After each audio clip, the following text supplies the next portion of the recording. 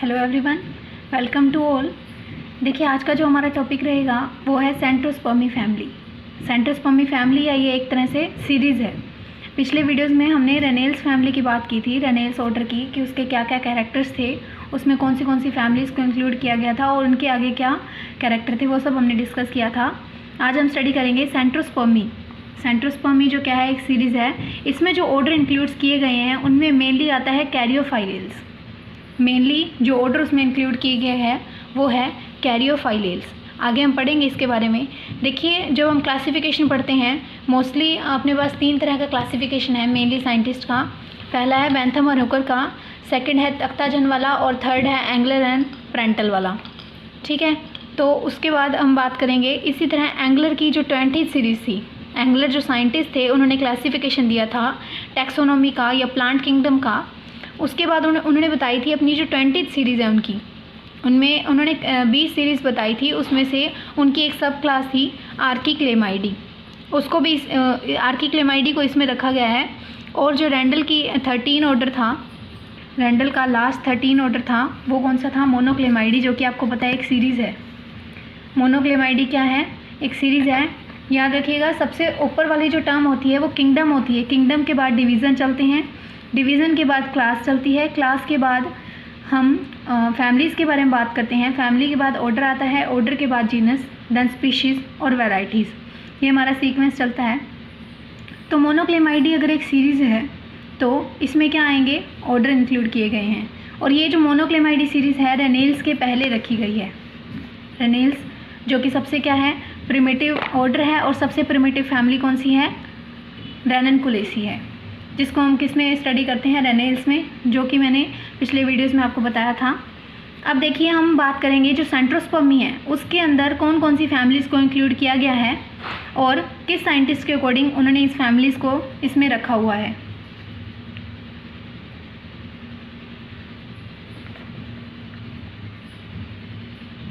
देखिए, यहाँ पर 10 फैमिलीज़ बनाई हुई हैं, जिसमें से पहली है किनोपोडिएसी, सेकंड है एमेरैंथेसी, थर्ड है निक्टेजिनेसी, उसके बाद है फाइटोलेकेसी, आइजोसी, पोर्टुलेसी और बेसिलेसी। उसके बाद 3 है कैरियोफाइलेसी, गाइरोस्टिमोनेसी, एकैटोकार्पेसी। इस तरह से जो 10 फैमिलीज़ हैं, ये एंगलर के अकॉर्डिंग हम बात कर रहे हैं कि एंगलर ने जो सेंट्रोस्पर्मी है उसमें 10 फैमिलीज़ को इंक्लूड किया है। उनके नाम आपके सामने हैं। पहला है किनोपोडिएसी, एमेरैंथेसी, निक्टेजिनेसी, फाइटोलेकेसी, आइजोसी, पोर्टुलेसी, बेसिलेसी, कैरियोफाइलेसी, गाइरोस्टिमोनेसी, एकैटोकार्पेसी। उसके बाद अगर हम इसके कैरेक्टर्स की बात करें, जैसे रेनेल्स में अपन ने पढ़ा था कि वो प्रिमिटिव फैमिली है, उसमें ऐसे क्या कैरेक्टर थे कि उसको हम प्रिमिटिव फैमिली बोल रहे थे। उसमें जो ओवरी थी वो मेनली सुपीरियर थी और फ्लावर कैसा था? हाइपोगाइनस था।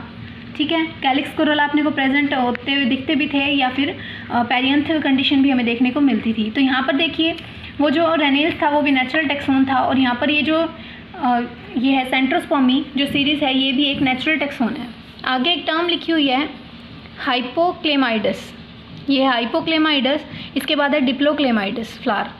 2 तरह से ये 2 टर्म होती हैं। हाइपोक्लेमाइडस, इसमें क्या होता है? देखिए, जो पेरियंथ का वल होता है, पेरियंथ का जो वल होता है, अगर वो एक है, पेरियंथ का जो वल है वो एक है, तो हम उसे क्या लिखेंगे? मोनो लिखेंगे, या हम हैप्लो वर्ड लिखेंगे।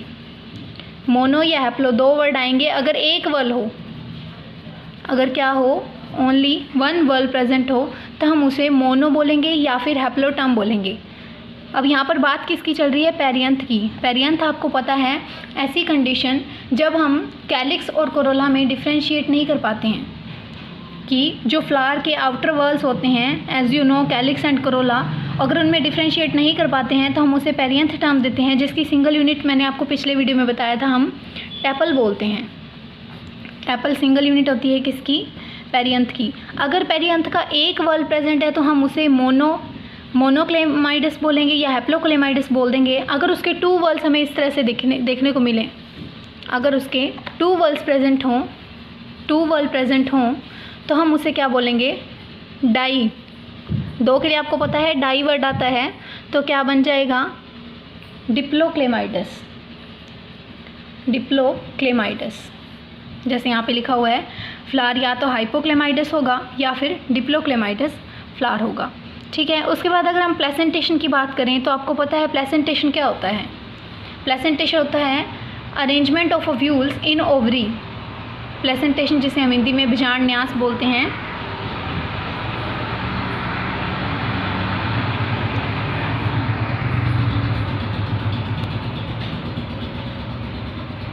तो यहाँ पर प्लेसेंटेशन हमें किस तरह से देखने को मिल रही है, देखिए पहली है बेसल और दूसरी है फ्री सेंट्रल। बेसल अगर आपने प्लेसेंटेशन के बारे में पढ़ा हो तो इस तरह से ओव्यूल लगा होता है, ओवरी वाला पार्ट होता है, ओवरी में एक ही लोक्यूल होता है और वहाँ पर इस तरह से ये एक ही ओव्यूल लगा होता है। ओव्यूल का नंबर भी एक होता है, कार्पल का नंबर भी एक होता है और लोक्यूल का नंबर भी एक होता है। ठीक है। तो इस तरह की जो प्लेसेंटेशन है उसे हम बेसल बोलते हैं। और जो फ्री सेंट्रल होती है, फ्री सेंट्रल जो प्लेसेंटेशन है उसमें देखिए किस तरह से होता है, इस तरह से ओवरी का सेक्शन होता है और सेंटर पे फ्लावर्स ओव्यूल लगे हुए होते हैं। इस तरह से सेंटर में ओव्यूल लगे होते हैं और उन्हें हम बोल देते हैं फ्री सेंट्रल। ये होती है फ्री सेंट्रल और ये वाली होती है बेसल। ये होती है basal placentation. Placentation mainly 6 type की होती है। फ्री सेंट्रल होगी, बेसल है, मार्जिनल है, पैराइटल है, सुपरफिशियल है, इस तरह से। जिसमें से जो मेनली, और अपने ने जब रेनेल्स पढ़ा था तो रेनेल्स में अगर आपको ध्यान हो हमें किस तरह की प्लेसेंटेशन देखने को मिल रही थी, उसमें हमें मार्जिनल प्लेसेंटेशन देखने को मिल रही थी।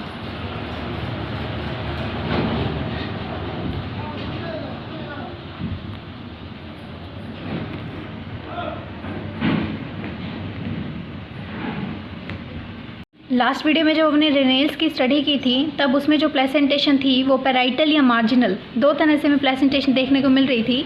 तो मार्जिनल जो होती है वो हमें मटर में देखने को मिलती है, याद रखिएगा, और जो पैराइटल होती है वो हमें चाइना रोज़ में देखने को मिलती है। आगे हम बात करें कि जो इसमें बेसल और फ्री सेंट्रल हो गई, एक्साइल प्लेसेंटेशन भी हमें देखने को मिलती है। और उसके बाद और यहाँ पर यूनिलोक्यूलर ओवरी होती है, जो कि मैंने आपको बताया कि जो लोक्यूल का नंबर है वो एक ही होता है।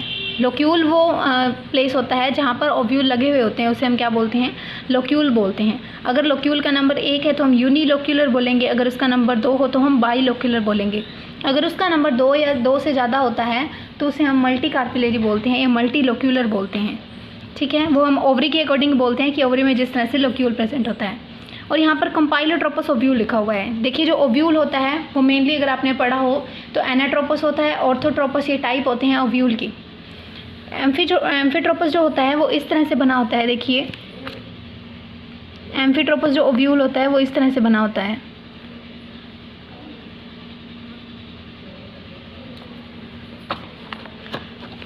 इस तरह से उसकी शेप होती है और यहाँ पर क्या लगे होते हैं, ओव्यूल लगे हुए होते हैं। और ये वाला जो पार्ट होता है इसे हम माइक्रोपाइल बोलते हैं, ये वाले एंड को हम चलाजा बोलते हैं, ये वाला जो एंड होता है वो फ्यूनिकुलस होता है।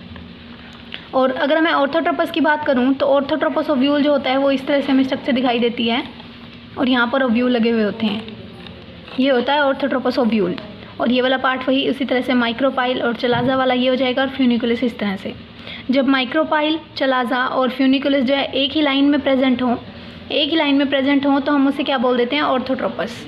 ठीक है। एनाट्रोपस में क्या होता है कि जो ओव्यूल होता है वो इस तरह से मुड़ा हुआ होता है। ये देखिए इस तरह से स्ट्रक्चर होती है इसकी,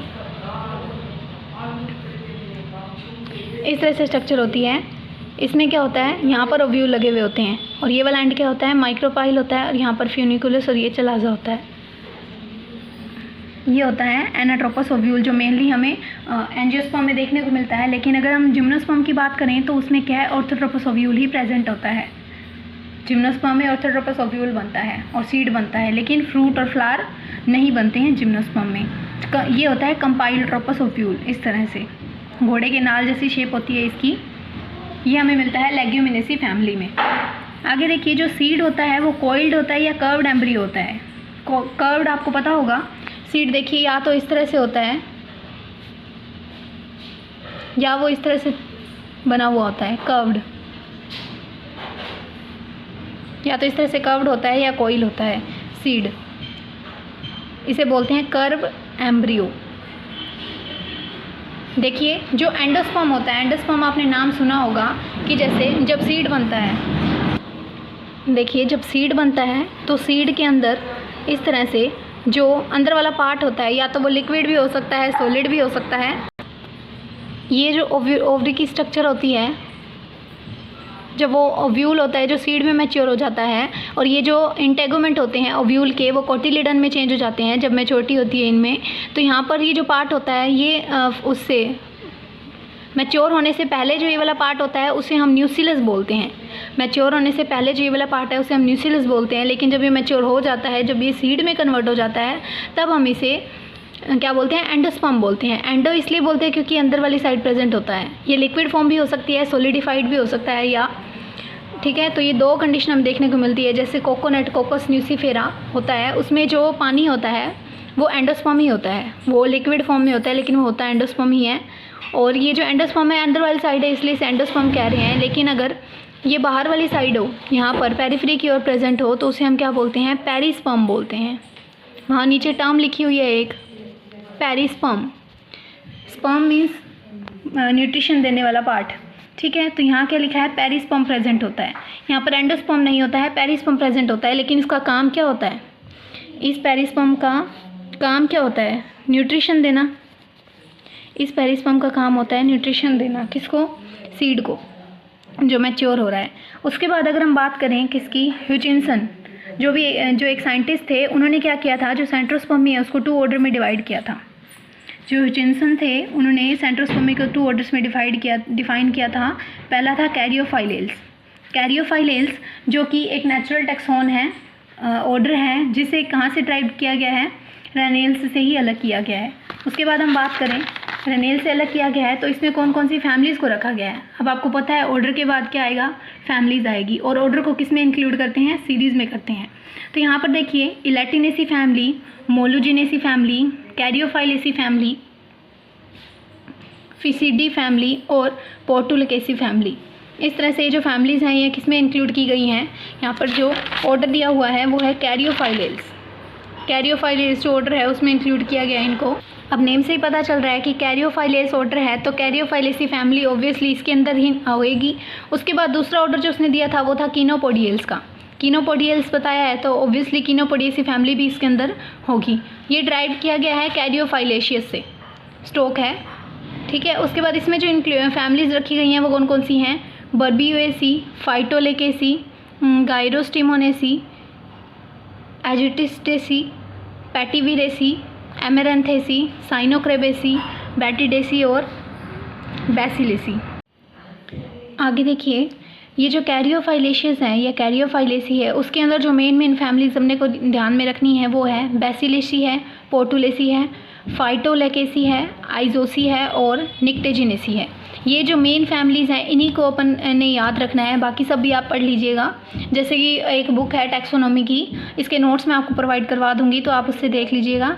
याद आपको करना पड़ेगा कि इसमें कौन कौन सी फैमिलीज़ को रखा गया है। तो देखिए जो कैरियोफाइलेसी फैमिली है उसमें मेनली अपने को क्या याद रखना है, बेसिलेसी फैमिली, पोर्टुलेसी फैमिली और फाइटोलेकेसी फैमिली, आइजोसी और निक्टोजिनेसी फैमिली को रखा गया है। उसके अलावा जो 2 हैं ये तो आपको याद ही होंगी, कीनोपोडियेसी और एमेरेंथेसी, जिसमें मेंबर कौन कौन से आ जाएंगे, कीनोपोडियम और इसमें क्या आ जाएगा, एमेरेंथेसी। इसे चीनोपोडियम भी बोलते हैं, चीनोपोडियम या कीनोपोडियम जैसे भी आपको सूटेबल हो वैसे बोल सकते हैं। एमेरेंथेसी में एमेरेंथस आ जाएगा, ठीक है। आगे हम बात करें कि जो इसमें जो सबसे प्राइमरी जो सक्कुलेंट होते हैं ये प्लांट्स, सक्कुलेंट नाम अगर आपको पहले पढ़ा होगा आपने कि सक्कुलेंट प्लांट कौन से होते हैं, जो ऐसे एनवायरनमेंट में ग्रो करते हैं जहाँ पे पानी की कमी होती है। एज अ जीरोफिटिक भी हम इसको बोल सकते हैं। सक्कुलेंट हम इसलिए बोलते हैं क्योंकि ये सक करते हैं, किसको सक करते हैं, वाटर को सक करके क्या करते हैं, स्टोर करते हैं।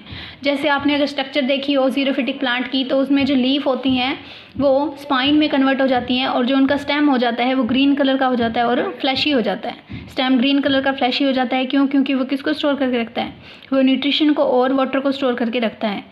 इस तरह से स्टेम फ्लैशी हो जाता है। और जो जीरोफिटिक कैरेक्टर्स यही होते हैं कि उनमें ट्रांसपिरेशन क्या होता है, कम से कम होता है, इसलिए लीफ ही स्पाइन में चेंज हो जाती है ताकि ट्रांसपिरेशन हो ही ना। तो उस तरह के जो प्लांट होते हैं उन्हें हम सक्कुलेंट बोलते हैं। सक्कुलेंट मीन्स सक करते हैं वाटर को और क्या करते हैं, अपने अंदर स्टोर करते हैं कि जब भी जीरोफिटिक कंडीशन आएगी तब वो उसे यूज़ कर सकेंगे, ठीक है। तो यहाँ पर देखिए जो आइजोसी फैमिली है, आइजोसी फैमिली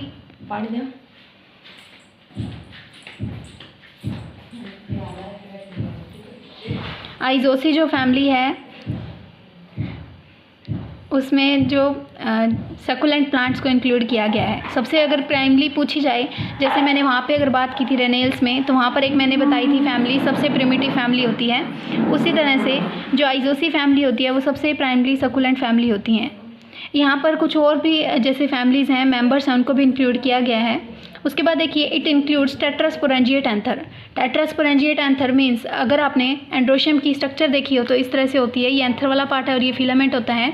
ये एंथर क्या होता है, इसमें डाइथिकस होता है। मीन्स कि ये एंथर जो इस तरह से दिखाई दे रहा है, इसी तरह से ये शेप पीछे भी होती है, 2D होती है, तो ये 2 डायमेंशन होता है।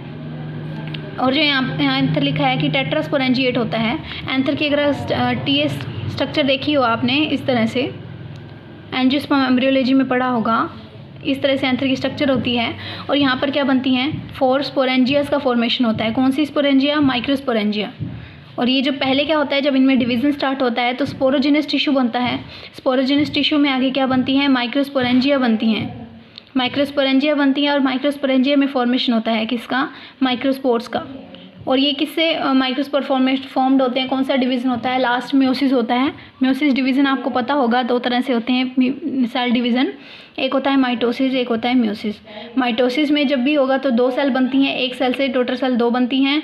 और जब म्योसिस होता है तो एक सेल से 4 टोटल सेल बनती हैं। ठीक है, तो इस तरह से होता है म्योसिस। और उसमें क्या होता है कि जो क्रोमोसोम का नंबर होता है, वो क्रोमोसोम का नंबर जो होता है वो 2n से n हो जाता है। किस में होता है, म्योसिस में। तो यहाँ पर जो माइक्रोस्पोर बनते हैं वो हैप्लॉइड होते हैं, उनका नंबर कितना होता है, 4 होता है। उसे हम बोलते हैं पोलन टेट्राड, उसे हम बोलते हैं पोलन टेट्राड। ठीक है, उसके बाद बात करें तो इसमें मोनोकोटिलिडन्स type of anther wall development की जो एंथर वॉल बनती है वो कैसी होती है, मोनोकोटिलिडनस। आपने सुने होंगे नाम, 2 तरह के प्लांट होते हैं, एक होता है मोनोकोटिलिडनस, दूसरा होता है डाइकोटिलिडनस। नाम से ही पता चल रहा है मोनोकोट, मोनो मीन्स 1, कोटिलिडोन्स मीन्स मैंने अभी आपको बताया कि जो इंटेगुमेंट होता है जब वो मैच्योर होते हैं तो वो इंटेगुमेंट सीड में चेंज हो जाता है, कोटिलिडोन में चेंज हो जाता है। ठीक है, तो यहाँ पर लिखा है मोनोकोटिलिडनी, मोनोकोटिलिडनी लिखा है, टाइप ऑफ एंथर वॉल है। उसके बाद जो टैपिटम होती है वो ग्लैंडुलर होती है। टैपिटम मैंने आपको बताया था कि जो माइक्रोस्पोर का जब डेवलपमेंट होता है तो उसमें पहले पेरिक्लाइनल डिवीज़न होता है। पेरिक्लाइनल डिवीज़न होता है तो होता क्या है, इस तरह से वॉल बनती हैं, इस तरह से वॉल्स बनती हैं। सबसे बाहर वाली जो वॉल होती है उसे हम क्या बोलते हैं, एक्सोथीसियम बोलते हैं। सबसे बाहर वाली जो वॉल होती है उसे हम लेयर्स को एक्सोथीसियम, अंदर वाली को एंडोथीसियम, और सबसे अंदर वाली को हम बोलते हैं टैपिटम। सबसे अंदर वाली को हम क्या बोलते हैं, टैपिटम बोलते हैं। और टैपिटम का काम क्या होता है, न्यूट्रिशन देना। किसको, माइक्रोस्पोर जो ग्रो करते हैं उनको न्यूट्रिशन देने का काम होता है किसका, टैपिटम का। और टैपिटम कैसी होती है, ग्लैंडुलर होती है। मींस जो ग्लैंड्स होती हैं वो सिक्रीट करती हैं किसको, न्यूट्रिटिव लिक्विड को सिक्रीट करती है क्या, टैपिटम। ध्यान रखिए 3 लेयर्स होती हैं। सबसे बाहर वाली एक्सोथीसियम होती है, उसके अंदर एंडोथीसियम होती है, और सबसे इंटरनल लेयर होती है टैपिटम होती है, जो किसको न्यूट्रिशन देगी, डेवलप होने वाले माइक्रोस्पोर को। इसी तरह से अगर हम मेगास्पोर की बात करें, जब मेगास्पोर डेवलप होता है तो उसको न्यूट्रिशन देने का काम किसका होता है, न्यूक्लियस का होता है। जब भी ओव्यूल सीड में कन्वर्ट होगा तो याद रखिए जो न्यूक्लियस होता है वो उसमें एंडोस्पर्म में चेंज हो जाता है, और जो इंटेगुमेंट होते हैं वो किस में चेंज हो जाते हैं, कोटिलिडन्स में चेंज हो जाते हैं। आगे उनके नंबर के अकॉर्डिंग हम उसे मोनोकोट या डाइकोट में रखते हैं। और जो ओव्यूल होता है वो सीड में चेंज हो जाता है। ये स्ट्रक्चर्स में इम्प्रूवमेंट या कन्वर्जेशन होता है। उसके बाद हम बात करें ग्लैंडुलर टैपिटम होगी, और मल्टी न्यूक्लिएट सेल्स होती हैं। मींस अगर आपने सेल डिवीज़न में सुना हो, 2 तरह से डिवीज़न पार्ट होते हैं। पहला होता है कैरियोकाइनेसिस, सेकंड होता है साइटोकाइनेसिस। कैरियोकाइनेसिस, कैरियो वर्ड याद रखिए हमेशा न्यूक्लियस के लिए आता है, और जो साइटो वर्ड होता है वो साइटोप्लाज्म के लिए आता है। न्यूक्लियस के लिए कैरियो वर्ड यूज़ होता है, और सेल के लिए या साइटोप्लाज्म के लिए साइटो वर्ड यूज़ होता है। काइनेसिस होता है टूटना, ब्रेक डाउन, काइनेसिस होता है ब्रेक डाउन। तो उसमें देखिए कैरियोकाइनेसिस जब भी होता है तो न्यूक्लियस का नंबर बढ़ता है। कैरियोकाइनेसिस जब भी होता है तो न्यूक्लियस का नंबर बढ़ता है, तो उस कंडीशन को हम क्या बोलते हैं, मल्टी न्यूक्लिएट सेल। सेल तो एक ही है लेकिन उसमें न्यूक्लियस का नंबर 2 या 4 से ज़्यादा होता है तो हम उसे मल्टी बोल देते हैं, उसके बाद यहाँ पर देख लीजिए जब कैरियोकाइनेसिस हो गया उसके बाद क्या होगा, साइटोकाइनेसिस होगा। जैसे न्यूक्लियस बनते जाएंगे उसके बाद क्या होगा, सेल की फॉर्मेशन होती जाएगी, उसके बाद होगा साइटोकाइनेसिस। और क्या बनेगी, पोलन मदर सेल्स बनेगी, और उनमें आगे मियोसिस होगा तो माइक्रोस्पोर बनेंगे जिसे हम पोलन ग्रेन भी बोलते हैं। ठीक है, यहाँ पर देखिए 2 इंटेगुमेंट प्रेजेंट हैं। यहाँ पर जो 2 इंटेगुमेंट बने होते हैं इस तरह से ओव्यूल में, एक ये वाला इंटेगुमेंट होता है, एक इसके अंदर होता है, तो इन दोनों के बीच में एयर स्पेस प्रेजेंट होते हैं। इन दोनों के बीच में इस तरह से एयर स्पेस प्रेजेंट होते हैं। उस ये किसकी स्पेशलिटी है, ये सिर्फ और सिर्फ सेंट्रोस्पर्मी की ही स्पेशलिटी है। ये कैरियोफाइलियल डिसऑर्डर हम इसे बोल सकते हैं कि उसी में ऐसी कंडीशन हमें देखने को मिलती है। आगे देखिए पॉलीगोनम टाइप होता है एम्ब्रियोसैक का। यहाँ पर जो एम्ब्रियोसैक का टाइप होता है वो पॉलीगोनल होता है, और एफिमरल होती हैं एंटीपोडल सेल्स। ये देखिए जब ओव्यूल की स्ट्रक्चर अगर हम देखें, ओव्यूल की स्ट्रक्चर इस तरह से, ये माइक्रोपाइल वाला एंड होता है और ये इंटेगुमेंट बने होते हैं। यहाँ पर ये जो इस साइड है, एक तो एग सेल बनी होती है इस तरह से, और साइड पे 2 ऐसे सिनर्जिड्स बनी होती हैं, 2 सिनर्जिड बनी होती हैं, ये एग सेल होती है, और यहाँ पर 3 एंटीपोडल सेल्स प्रेजेंट होती हैं। यहाँ पर 3 एंटीपोडल सेल्स होती हैं, और सेंटर में क्या प्रेजेंट होता है, पोलर न्यूक्लियाई। पोलर तो उसके मेल के हो जाएंगे, हम ओव्यूल की बात कर रहे हैं तो यहाँ पे सेंटर में 2 न्यूक्लियस प्रेजेंट होते हैं, सेंटर में 2 न्यूक्लियस प्रेजेंट होते हैं। और ये लास्ट जो 3 सेल्स हैं इसे हम क्या बोलते हैं, एंटीपोडल सेल्स बोलते हैं। ये वाली सेल जो एग होती है और ये वाली क्या होती हैं, सिनर्जिड्स होती हैं। ये वाला एंड है माइक्रोपाइल एंड। माइक्रोपाइल एंड जहाँ से क्या एंटर करती है, पोलन ट्यूब एंटर करती है, और उसके बाद यहाँ पर एक पोलन चैम्बर बना होता है, वहाँ पर स्टे करती है, और उसके बाद पोलन ट्यूब से पोलर न्यूक्लियाई आते हैं। पोलर न्यूक्लियाई तो यहाँ पर आके फ्यूज़ होगा, लेकिन जो एक मेल न्यूक्लियस होता है, मेल न्यूक्लियस होता है, वो किससे फ्यूज़ होता है, वो एग सेल से फ्यूज़ होता है, जो फ्यूज़ होकर क्या बनाते हैं, जाइगोट बनाते हैं। और जाइगोट किस में चेंज हो जाता है, जाइगोट आगे चेंज हो जाता है एम्ब्रियो में, और एम्ब्रियो से क्या बनता है, सीड बनता है। इस तरह से ये पोजीशन होती है। ये थी हमारी सेंट्रोस्पर्मी फैमिली। आगे हम नेक्स्ट फैमिली के बारे में बात करेंगे। सेंट्रोस्पर्मी हो गई, उसमें देखिए फैमिलीज़ को ध्यान रखिएगा और उनके कैरेक्टर्स भी अपने को नोट करने हैं। आगे हम नेक्स्ट ऑर्डर की बात करेंगे नेक्स्ट वीडियो में।